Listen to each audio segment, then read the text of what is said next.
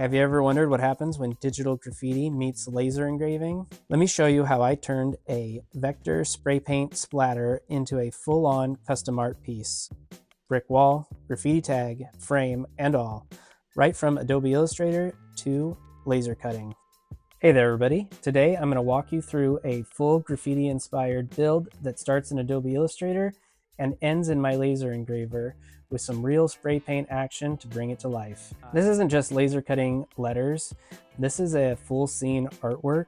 I'm talking custom vector splatter, a 3D graffiti word, a brick wall, and a clean frame.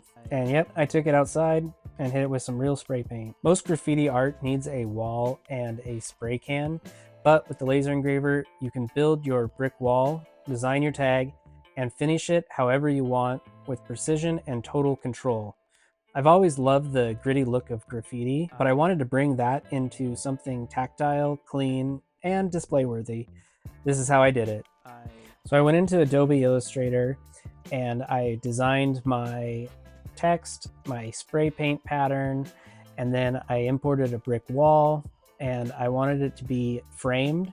And so what I'm gonna do is I'm gonna have the brick pattern be burned into the piece of wood and then have that cut out, put the frame down, put the splatter down, put the text down with the separate outline. So after I was done with it in Illustrator, I saved that file and imported that into Lightburn. Now I got Lightburn all set up. I made each element that was going to be cut into a cut layer. I also made sure to set the letters that were going to get cut out to a different layer, and that way I could adjust the kerf. So that way when I put the outline over the letters, they fit really snug. Now I set my powered level at 100% and my travel speed at 700. I should have done it at 550 because I ended up having to sand the backside of that little piece of plywood to get the pieces to come out. Working with kerf is something new to me, and so when I increased the size of the letters, I didn't realize how close they were, and so I am going to adjust for that in the future. I'll either separate the letters and move them apart, or I will just make the spacing between them a little wider. This is the effect I'm going for, some nice layered letters on top of the dripping paint. Gives it a real nice 3D look. The brick wall was set to offset fill.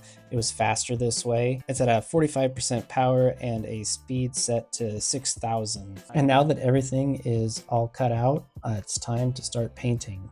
Spray painting is probably my favorite part, but I think I am not patient enough for it because I always keep adding more and then it's difficult to dry and I get impatient and I want to finish putting the project together. But I spray painted all the edges, tried to cover up all the wood that was showing. Then I added a little bit of detail highlights to the edges of the letters to really make it pop. And I just used a Sharpie paint pen for this part. All right, so now I'm putting it all together. They are nice and snug.